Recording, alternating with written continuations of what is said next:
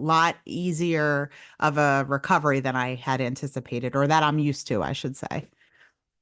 Yeah, I But could like for me, anytime there's like a surgery involved, I'm always like, what can actually happen? Like I had surgery on this eye, and for me, I was like looking up the information and I found like how many people actually end up losing the eye. So I was going in there all uh, paranoid and everything. And then the surgeon said, well, he's like, you know what? The surgery on your eye is just as rare, something happening as you walking down the street and getting hit by a car. I'm like, that happens every day. I know. Yeah. Yeah. Surgery's Yeah. scary anyway. And I would say that the hardest part of recovering was I kept trying to wake up during surgery. I was like becoming aware. I don't remember. So they had to like really give me a lot of drugs. So I was real sick afterwards. But other than that, I've been doing really well and feeling great. And I'm super excited because my team won this weekend the Super Bowl. So I'm headed to the parade, hopefully, if I feel up to it on Friday. And I'm super excited. Congratulations to all the Philadelphia fans out there. It was a fantastic game. I saw quite a bit of it and I love so many of the players. So congratulations. Thank you. I feel like 2025 is my year. I released my podcast. I got rid of a faulty organ. And then my team made it to the Super Bowl. So, and won. And so this is my year for sure. So you mentioned the podcast. So what's some of the topics that you discuss on your podcast? Like what's something that caught you off guard, interesting? Like share about that. So my original thought process for the podcast, it's funny in talking about that, and I'm sure you understand because you're a podcaster. When I first originally thought about what I wanted to do for the podcast, it was strictly all like, to make the world a better place, which is truly what it's about, right? But I all wanted to be about positivity and I wanted to interview people. And it really evolved into something completely different, more of like a storytelling.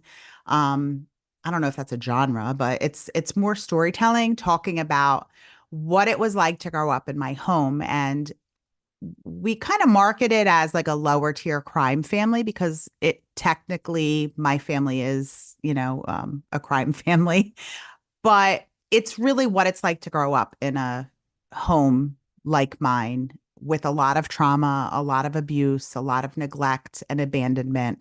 Um, and ultimately, how I was able to overcome those challenges and really learn how to love myself and be a better mother and thrive in the real world. Not kind of like break the cycle. So that is in a nutshell what the podcast is about. For me, like a lot of times when I do my podcast episodes and I look at the guests, like their history, I've been fortunate, and maybe Donna, you've gone through this, where everyone that comes on the show, a little bit of their story is applicable to my life. And Yes. then it's like a therapy session for free until we Yes. get rich from it. So, do you see your your guest story as like a reflection into certain parts of your life that you get to delve deeper that maybe in a sense that you couldn't do way back when, but now that you have this person in front of you, you can ask all the questions that you always wanted to ask of yourself. Well, because of the way that I'm doing the podcast, it's not quite interview style. It's definitely me telling a story and kind of almost reportive in some way, like journalistic as well. So I'm really sharing specific stories that relate to crime in my family, reading newspaper articles, quoting letters that my stepfather wrote to my mother, talking about situations that happened within the family. What I have found, though, is through this storytelling process, I'm really able to unpack a lot of things that I didn't realize I was still had within myself. And I feel like it has been such a healing journey for me, like way more than I ever anticipated. And as people are asking me to come on their show and, on their podcast, and as we're having these conversations, I'm meeting some amazing human beings across the world, right? Like you're in Canada. I met this amazing neuroscientist in Australia. I'm meeting these amazing people and just really connecting with them and healing myself, but also healing other people. And I would say the biggest thing, I don't know if it's a thing, the biggest thing that I can take away from what I'm sharing, and since I've released my podcast, is the amount of people that have messaged me telling me their stories. And I mean, I probably have 30 or 40 people who have told me about how they were sexually abused as children. Some of them haven't shared with a single person. A very good friend of mine that I've known for 20 years messaged me and said, I haven't even told my husband this, but I feel so free that I can share with you that the same thing happened to me. And she's like, and by listening to you share your story, it's helping me be brave enough to start sharing mine. So I think really that has been the biggest impact that podcasting has had on me.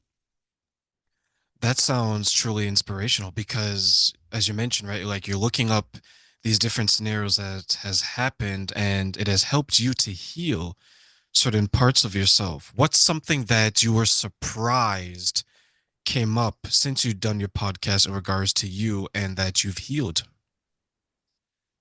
I would say that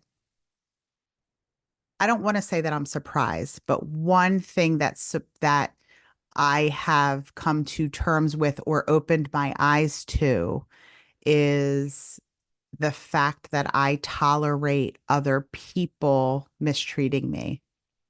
And because I'm afraid, and we touched on this the last time we had our conversation, I'm afraid to lose them, even though I know they're not good for me. And that isn't only relationships, it's friendships as well, and even family. So I think what releasing this podcast has done is it's kind of given me a purpose.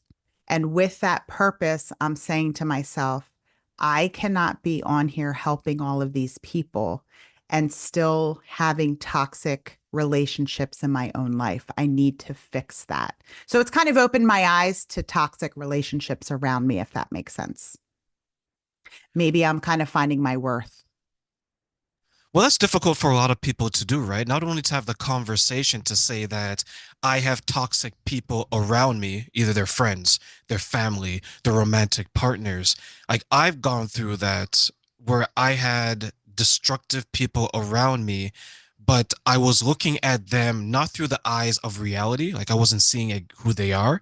I was seeing them as what I wanted to be. So I would say that, oh, you know what? Donna's an abuser. She cheats on her partners, but I think she could be a good person. And I think that's where I was getting caught up, where I was trying to justify the bad behaviors just to keep people around me, because the opposite of that is to be what? Alone. And I don't Mhm. know how many people can deal with the loneliness. What was the other side for you that if you kept these people around, was it, I'm going to keep them around so I don't feel lonely, or were you keeping them around for another reason? I would say it isn't about the loneliness because I almost feel like when you're in relationships with people that are toxic, you are lonely, right? So I don't think it was out of fear of being alone. I think it was out of fear of being rejected or abandoned. And that's a hard lesson to learn, or it's a hard lesson to really be able to put into play. And, I always try to explain it, and tried to explain it to my friends in the way of it's almost like an addiction. You have all of your friends and family that love you saying, this person is not good for you. You are unhappy. I see that you're unhappy. You need to leave. You need to leave this relationship or this friendship. And I'm telling you that it isn't only romantic. There's been friends as well. And you know that what they're saying is true, but you can't take that step to put the boundary up and leave the relationship or end the friendship. And I think that until the person is ready, just like with drug addiction, you can tell a drug addict you're using, it's terrible, you're hurting yourself, you're hurting me, but they're not going to stop until they're ready to stop. And I feel like that has been a huge lesson for me. Um, and it's also given me a lot of empathy towards people that I see and I love who are in relationships that I don't think are good for them. It's like a deeper understanding. Like I've been listening to a podcast, I forget the name of the girl, but it's called Why She Stayed. And it literally is exactly the same feeling that I have felt in relationships.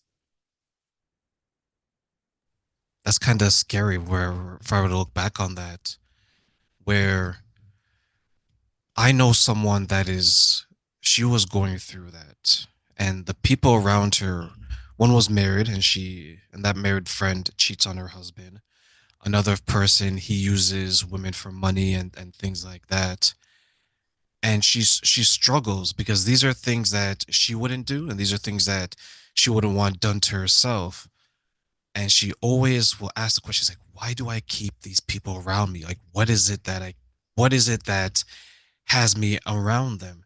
And I asked her the question. I was like, if you were to remove yourself from these people, what would happen? She's like, I wouldn't have anyone around me. And then I asked her, what do you get out of what do you get from these people? And she's like, I don't get anything that I can think of off the top of my head. I was like, what do they get from you? She listed all these things. Right? I was like, I was like, do you think that maybe it's a sense of you feeling wanted because you don't have the relationship? Your children are older, right? There isn't anyone that needs you around. Whereas Right. these people, they're destructive, they're broken, they're damaged, they're unhealed, whatever word you want to use. But you know that they're going to need something from you, even though it is making you sick, stressed out. Like, what would you want to say now that you've interviewed people? Now that sorry, you've talked about things like this, and you've gone through something similar. What would you tell someone that is going through something like that, to maybe change course and realize that there's other people out there that can give her what she needs?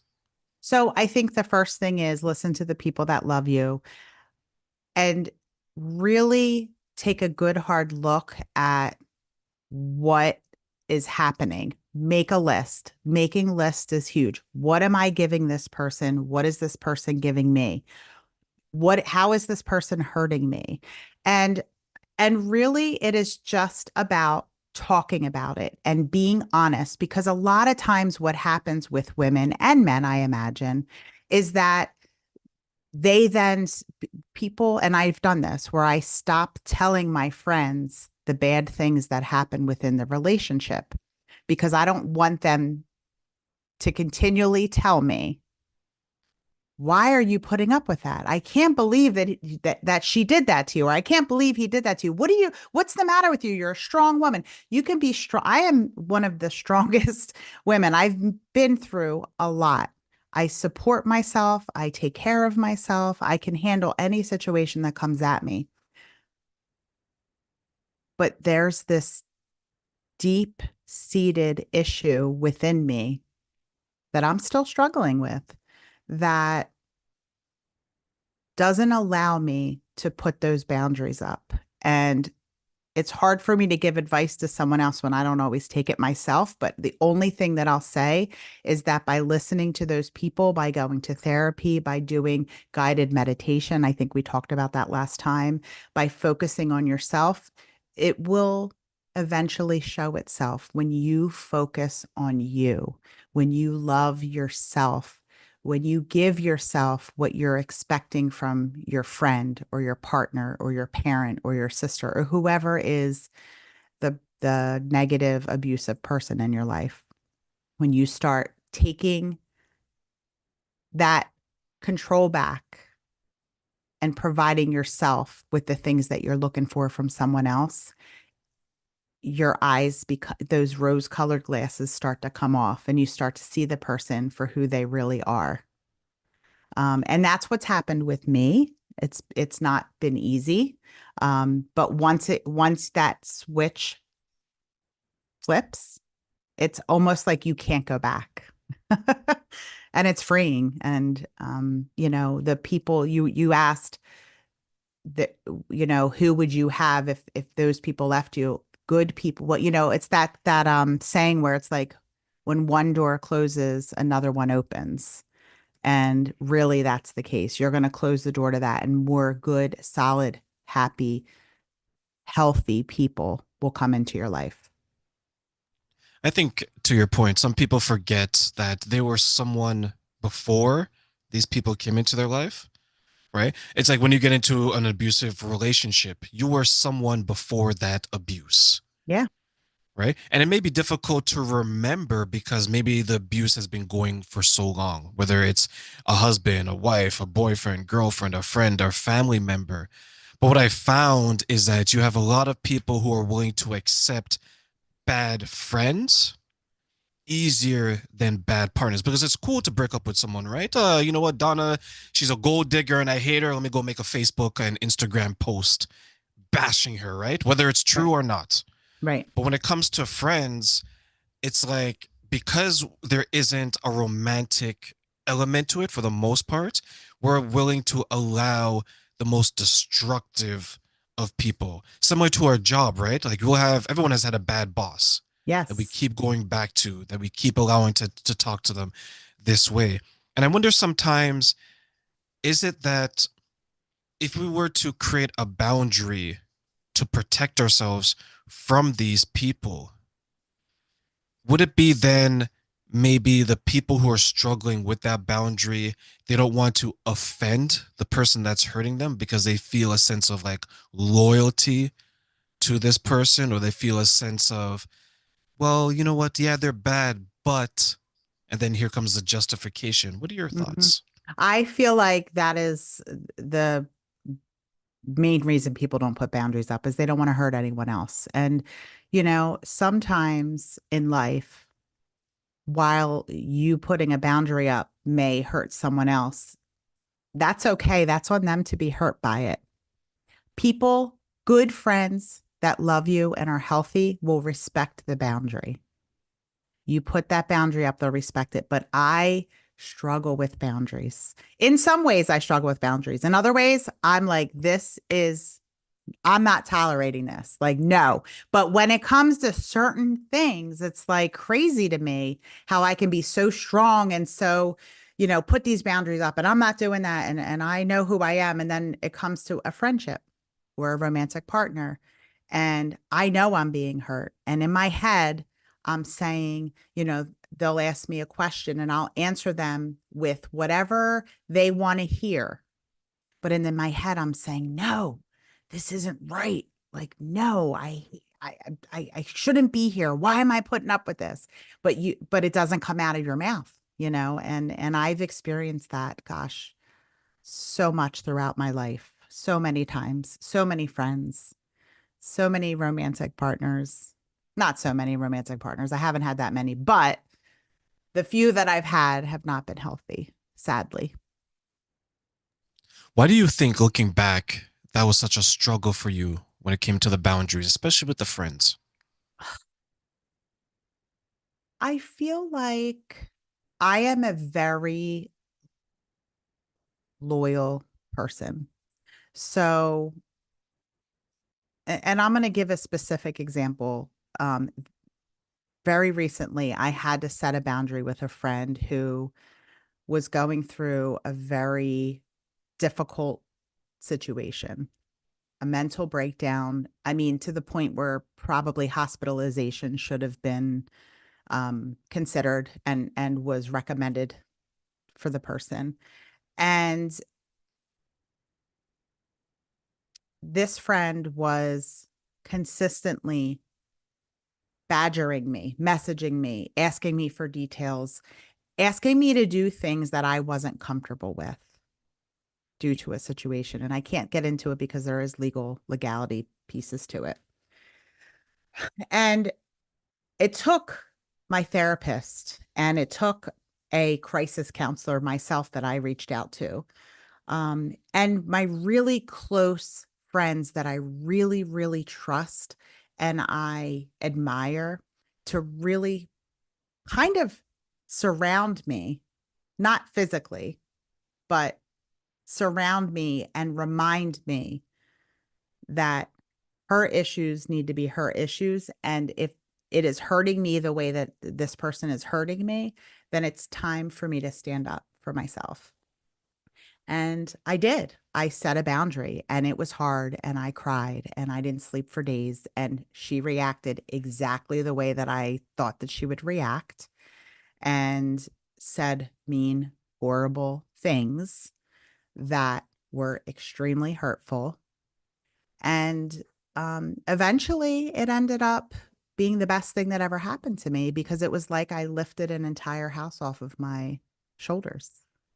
It hurt at the time, but it also showed me exactly who that person was to me and what I meant to that person. Because if I meant anything to her, she would not have reacted that way. She would have said, you know what, you're right. I'm sorry that I'm putting you in this position. I'm going to respect your boundary. But she didn't. That's tough for some people to accept, whether it's friends or family. And that's a true test. And that's what I try to let people know, that if you have friends or family and you express to them that something they're doing is upsetting you, bothering you, or even if you were to end up in a romantic relationship with someone and you let them know, hey, I'm dating this guy, hey, I'm dating this girl, whatever the case is, they should, for the most part, only be supportive and happy for you. Any other reaction you'd have to question. So, for example, if they start poking fun at your boundaries, or they start disrespecting your boundaries, or they start poking fun at your new relationship or disrespecting your relationship, or if Mm-hmm. they start to isolate you, Mm-hmm. right? You can't come to these events because everyone here is single and you're not single. You're no longer one of us. You're not Mm-hmm. like us, right? Mm-hmm. Shout out to Kendrick and at the Super Bowl for the halftime show, right? And that's what I think a lot of people struggle with. And I wonder sometimes if women struggle with that more so than men because they seem to be more connected to their peer group versus not so much men from like a, let's say, emotional perspective. But in both scenarios, that's where I find it a little concerning because now not only are you tolerating the behavior, you know for sure now it's deliberate because you went to the person, right? And Right. said, I don't like this. The person can Right. either stop it, understand it, or continue doing it. And if they continue to do it, then you have your answer. But Right. at that point, do you think then it's still difficult for some people to move on and let go of the friendship? Oh, absolutely. I think more than, at least in my experience, because of the issues that I had with abandonment, I definitely feel like even when people have shown me over and over and over again that they don't respect my boundaries, I still tolerate it. And I don't understand why. I really, truly don't know why. So it's hard. I'm coming to terms with it and I'm learning and I'm working on those boundaries. But even at almost 49 years old, I still struggle. So, and as a strong woman, I struggle. So I can only imagine people who may not have that resolution that I do, how hard it must be for them. Yeah, like I asked someone, what would be, and I'll ask you, like, what would be the worst thing that could possibly happen if you decided to just move on? And one person, she was ultimately devastated. She was devastated because to her, anytime something failed in her life, she was like, it's me. right? It's always going to be her, like from her relationship with the parents of her children to her family members to her dating. She always felt that it was her. So it could have been her family, could have been her friends. So she tied it all in. So maybe, and I'll let you answer that if you're the type of person to suffer from abandonment issues, that originated from something. And if it continues throughout your life, you're going to be able to see it everywhere. It's like the person who gets abused, right? Verbally. They see it in everybody. Hmm. Donna can potentially do this, Train can potentially do that, Hmm. right? Do you think then it could be a little bit of I struggle with this because the alternative, at least immediately, is worse? Well, I feel like, you said devastation. I wouldn't necessarily be devastated, but I think that I expect in other people, I expect other people to give me the same loyalty and love that I give them. And I think when that doesn't happen, it can be devastating because you say to yourself, wow, I've been there through with you through this. I've been there with you through that. I was, when you were upset, I came right to your side. When you needed something, I came right there. And then when you are in a situation where you need that person and they're not showing up for you, it's just as devastating as I feel like in a lot of ways, just as devastating as just ending the relationship, right? Um, so for me, I guess the question you're asking is what would happen? Is that what you were asking? What do I feel like would happen? Again, I just feel like I am so loyal to my friends and family and people that I love that losing them hurts. Um, but when you really look at it and you look at what they're providing for you, it is actually better to just let them go and stop the hurt. Because, when you're in a constant state of stress, it affects your body, it affects everything. Your organs don't work at maximum potential if you are in fight or flight. And, when you're upset in your relationship every day, if you're, going to work and your boss is toxic, or you have a friendship that is toxic, you're in fight or flight during those moments. So your body is breaking down. It's not good. I mean, I feel strongly that, cancer comes around for those who, have a high stress life. Autoimmune diseases, we talked about that last time. I have lupus, and I am 100% sure that the stress of my life has caused that. Um, so, you know, uh, I don't know if I answered you the right way. I don't know if I really fully answered your question, but I think bringing it around to just knowing that that's what's right is going to be the better answer. For me, I always feel like I don't want to be left. I don't want to be abandoned. I don't want, um, in romantic relationships, especially, I struggle with that. I don't want to be left. I want to be number one. I don't want to be cheated on. I don't want, I want to be number one. And I deserve to be number one because I make my partner number one. For me, I grew up with a toxic family. I grew up with toxic friends. And as a result, I had toxic romantic relationships. Because at that point in my time, in my life, in my late teens or early 20s, that's all I knew.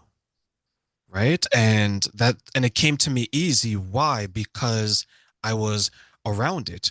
Right. I can identify the chaos. And I was like, you know what? I know how to keep chaotic people around me. Bring more chaos. Right. Right. Right. Right. If you It's want where people you're who are filled, comfortable. You're comfortable in exactly. chaos. Yeah, like if you want someone that is always about drama, what do? You bring the drama. So I had the family and I had the friends. And what I did eventually, I was like, you know what, this is destroying me. Because I wasn't able to get what I want. I wasn't able to achieve what I wanted. It was just a cycle. And Mm, everything around me reminded me of that. mm, But the one thing that was a saving light was I was doing well in school. And one thing I realized is that when I started to speak to people that were achievers, they didn't have the life I had. So I asked them, I was like, oh, your family has dinner together. Like, yeah, you know what? We had dinner, this and that. I was like, oh, your friends support you. I was like, yeah. And when they would ask me, I was like, I don't know any of that. I know. Right. Yeah. Right. But what I realized is that there was something inside me that was making me ask these questions. There was something inside me that made me hardworking. So one day I sat down, I said, Terrain, why is it that you want to work so hard and ask these questions? And then I realized I was crafting subconsciously a way out, Mm, away from these people, right? So once I identified it now and I started to harness it and nurture it and grow it, everything took off. wow. Right? I performed better in school. I found better friends, right? But then I Hmm. had an identity crisis because the identity that I had all those years were with these friends. This new identity, I knew how successful it could be, but I had to make a choice, Mm, right? So now it wasn't people that was abandoning me or leaving me behind. It was like, now you have the power, the knowledge, the resources, and the education to leave the people behind. So it's like that movie where you have the young man or the young woman who's leaving their village for a better life. It was just like that. So I totally understood that. And I had to mm. make the choice. And it was a difficult choice. So I wonder for you now, the choices that you've made to come this far from the family that you had, right? To starting the podcast, to doing all of this work, do you think this is maybe part of your subconscious, your inner self, showing you a way to a better version of you? 1000%.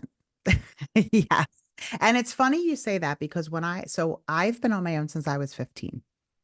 And I think that I'm kind of having a story that is similar in the fact that I knew in my body that the life that I was living was not good.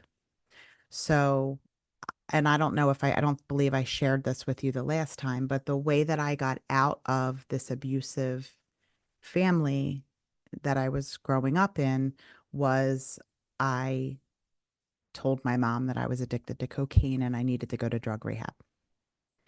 And she said, "You're not addicted to, shut the F up. No, you're not. You're not going anywhere," because I took care of my little sister and I cleaned the house and I was her little maid.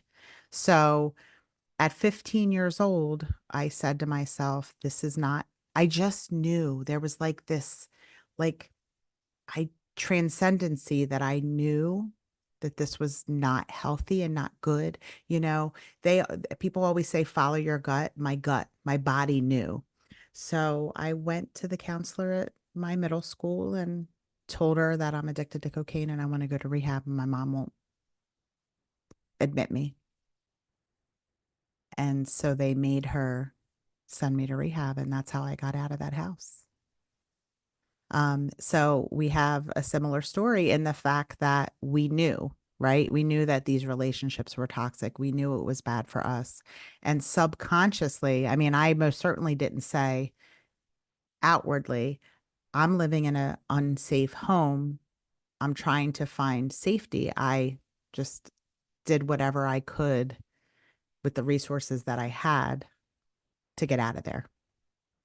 And it worked because I never went back after that. I was sad to leave my sister, but I never went back to that home. And, I've had a tough life since. It hasn't been easy. I've been on my own since I was 15. I, worked and went to school and, have built a life for myself. But what this podcast has done, I really thought when I first started the podcast, I was like, I'm not telling any of my friends. I'm not posting this on my socials. No one's going to know. I'm going to do this podcast and I'm not sharing it with anyone because I didn't want to be so vulnerable to the people that knew me, right? I wanted this to kind of be anonymous, so to speak. But what has actually happened is the complete opposite.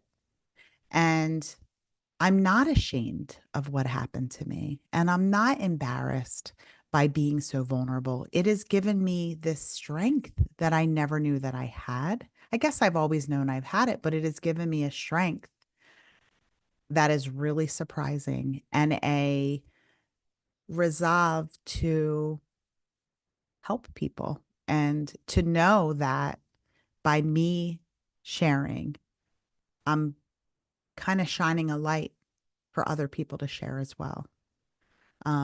So that is what podcasting has done, in addition to me healing. There's been a lot of difficulty within my family because I'm sharing secrets. I'm not only sharing my secrets, I'm sharing secrets of my siblings that, maybe they don't want to talk about. Maybe they don't want to share. And that's been difficult, but it's my story. And I thought that that would be difficult for me as well, and it's not. It's really been the complete opposite. I've been, if they're with me on it, great, and if they're not, I'm 100% okay. It's interesting to hear how many people who are overcoming trauma, their initial reaction when they've created something, right? Let's say a podcast in this case, is that they want to keep it so close to their heart, to their chest, where Hmm. the people that maybe would be impacted by it, that like their family, their friends, Hmm. they don't want them to know initially. Right. Right? But then what happens is that it begins to grow, maybe not from an audience perspective, but it grows within themselves like, okay, I got this. It's helping me heal. And then there's like a switch in their mind where they're like, whoever sees it, it doesn't matter because this is my baby that is healing me. Yes. Right? Yes. Did you then think that you started this journey when it comes to the podcast at the time where you needed to start it, or do you think it would have been more beneficial if it came across if it came to you a few years ago? I think it was right at the exact moment that I needed it. I think if I had done it sooner, I don't know if I would have grown where I am right now. I think my initial thought was, I want to make money. Now, I realize I I knew that producing a podcast doesn't make money right away. I knew it would be a long-term thing, but initially it was like, I want to write a book, but I'm better talking to people. I have a good voice and I'm a good storyteller and I like to get in front of people. So then it was like, well, maybe I should contact Netflix or Hulu or, maybe think about doing like a documentary. But really, podcasting is where it's at. And it went from me wanting to make money to not even being about money, literally just being about sharing my story and reaching that person who is alone, who is in a relationship and feels alone or has been abused and is has been hiding this secret because secrets kill you. Secrets, when you keep these secrets in your head, that is not healthy, and it exudes difficulty in your life in different areas, whether it's connections with people, whether it's not trusting people because you have the secret. So, you know, I'm not going to trust you because I don't really trust myself because I'm holding this secret. Or, not allowing someone in, being fearful that they're going to learn that secret. So I feel like the secret, letting that secret go has kind of set me free. And I think I know from the messages that I've gotten from people that I don't know, people that I do know, that it's helping them as well. So podcasting has been a beautiful, beautiful, beautiful project for me. And I just hope to continue to do it. And, whether I make money or not, I'm happy to be getting my story out there. How did you feel bringing those secrets out of the closet to the light and now embracing them full blown? So, like I said, I was super worried about, I knew that I know that I have really good support system. I have amazing friends. So I knew that my people would support me.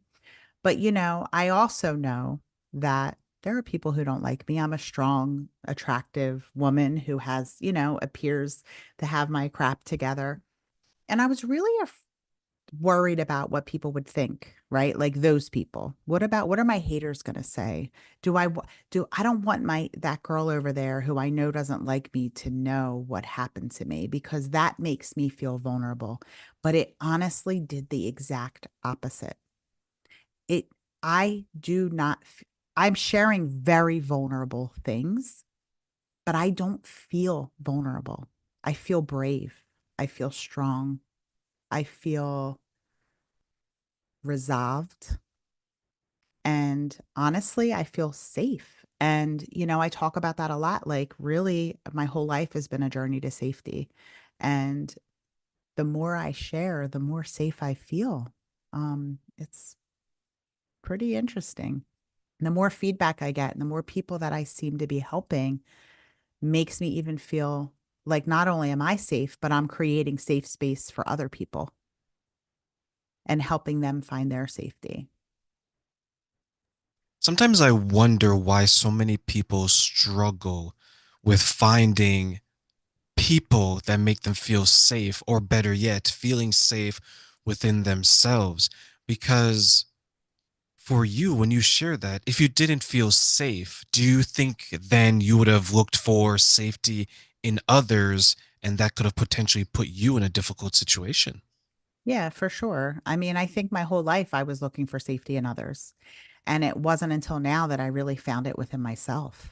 Um, I think that that's probably my biggest takeaway. And now that I'm really coming to that realization as we're on this podcast, as we're talking, like I really feel like for the first time in my life, I'm providing my own safety. And it is such a really amazing feeling. It Oh, really yeah. is. Yeah. Understood, once I didn't want to be a victim anymore, and once I decided that I'm going to take back my power from people, right? My strength. It was so easy growing up for me to say that, you know what, I was born to two parents who didn't want me, or I grew up with my mother without my mother or my father, or I grew up poor, right? I had every reason to use every excuse in the book, right? And maybe in my younger years, I did use those things. You know what? I'm a black guy from the inner city. Or, you Mm-hmm. know what? I grew up poor and I don't have my mother or my father. I was raised by my Mm-hmm. grandmother. All these things. But then I realized, like, how far is that really going to get me? Right? Right. How much do I want to dedicate my life to something that, for the most part, is not even within my control? Like, I didn't choose my mother or my father, I didn't choose my circumstances, but I have the power to do what? Choose my future. So Yes. that's what I crafted. And I totally get it. Like, when you're struggling and when you're poor and when you're coming from a situation that's very difficult, like you with your family and the crime and everything, all you want to hear are words that you matter, and I can see Yes. why, right? So many people get caught up by these abuses because they come along like every year, like a newly graduated high school students, right? Every June, they show up and they tell you the things that you thought you wanted to hear.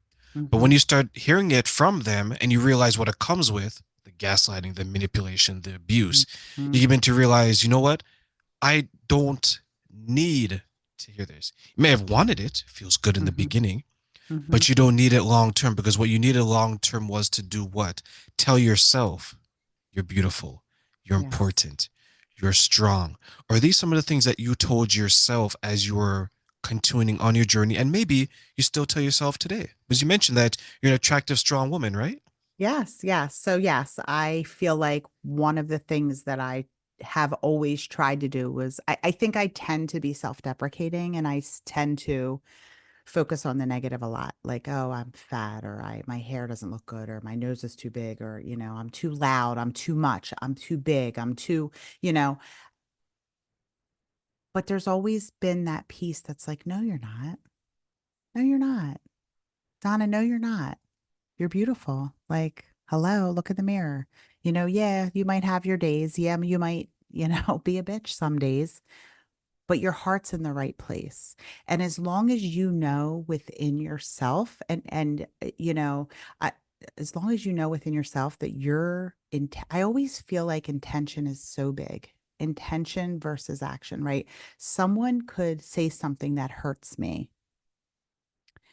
And if they say it with the intention to hurt me, or if they say it without the intention to hurt me, it really makes a difference if you really think about what people say. And I'll give you an example. Um, you can have someone who say, I can't believe you did that to me. That really hurt me. Somebody came to me and said this, right? Donna, I can't believe you did that to me. That really hurt me. Or somebody could come to you and say, I can't believe you did that. You are a piece of shit, right? They're intending, like they're intending to hurt you with that statement. Even even like when people cheat, like most people who cheat don't cheat to hurt somebody. They cheat because they are missing something within themselves. I'm not saying you shouldn't be upset if your spouse cheats, but I'm saying if you think about the intent behind it, did that person cheat on you because they wanted to hurt you, or did they cheat on you because they have issues within themselves? Again, I'm not excusing cheating. Believe me, that is like my number one. Don't lie, don't cheat. They're my two like hard lines. But when you think about intention, and that's where I go with, you know, that's how I try to handle all situations.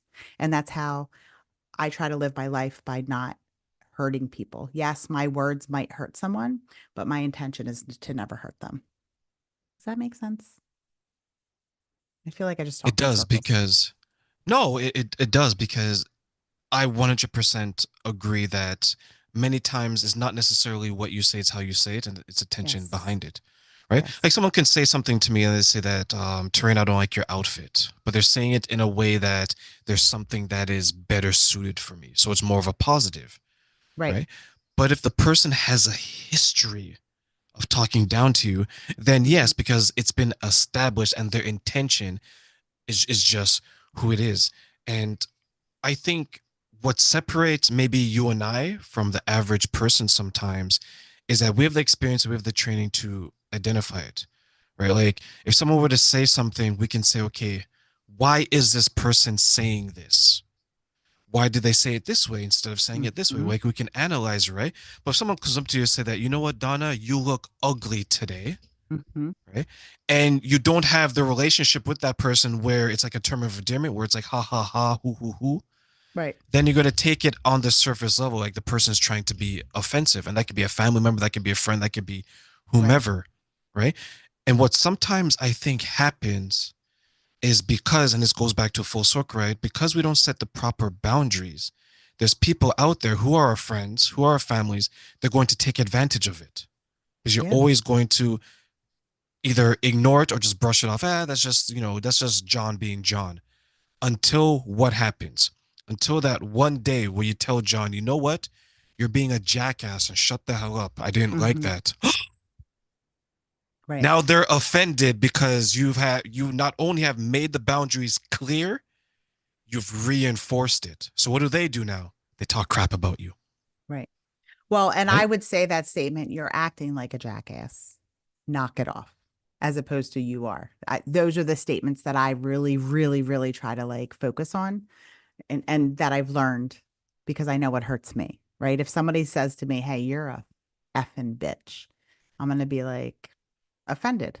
But if they're like, "You're acting like a bitch," I'm like, "Yeah, okay, I am." You're right. I am.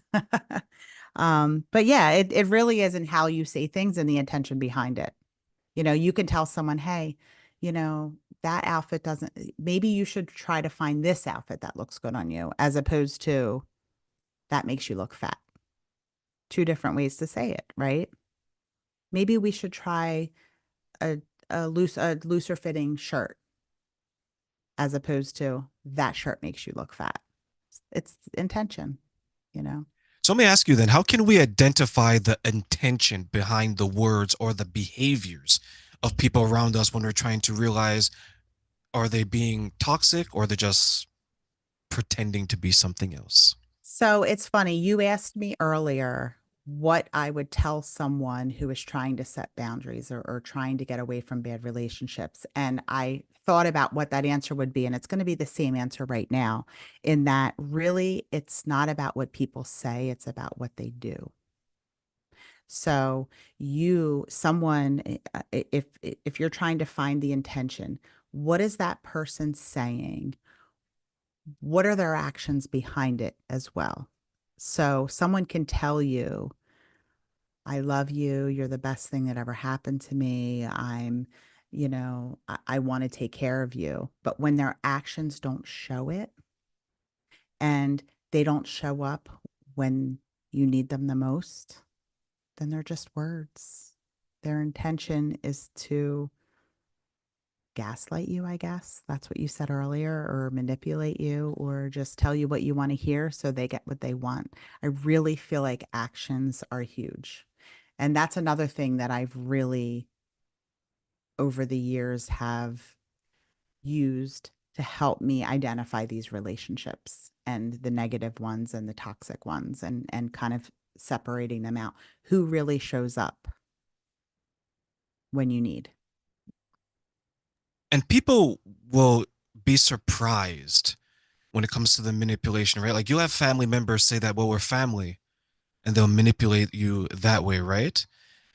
Not knowing that, at least to me, family is who you choose, not who you're born with. Like, how many people, and maybe yourself included, have people who are their family by blood, and they know deep down that if they were to meet someone on the street exactly like this person, they would never associate with them, right? I have people in my family, my blood family, that if it wasn't because they were related to me through a marriage or through an aunt or an uncle, I wouldn't even look twice at this person, right? So that's where I made a distinction saying that, you know what? Yeah, you might be my cousin. Yeah, you know what? You might be my brother, my sister, my uncle, my aunt, whomever. But the type of person you are is not the type of person I want to associate with. And the blood relation isn't a trump card, meaning that you can use it whenever it is you want to as a way to get in. Right. And I think, right, some people who are very manipulative, they use certain words.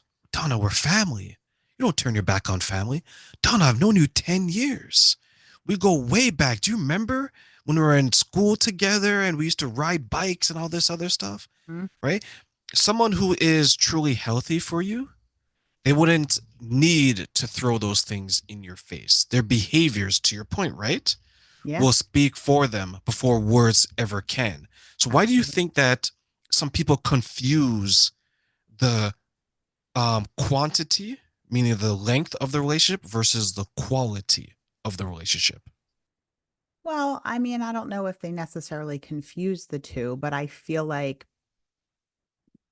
it's the manipulation. I feel like they're being manipulated. And also I feel like people like me and like a lot of people in the world who are loyal and who don't turn their back. I don't turn my back on anyone and I'm loyal because that's what I expect. I give people what I want back, often to my detriment. And so I think that really that's where the abuse comes in. I feel like when people are empathetic and they want to be loved and they give, give, give, give in hopes that they're going to get this back.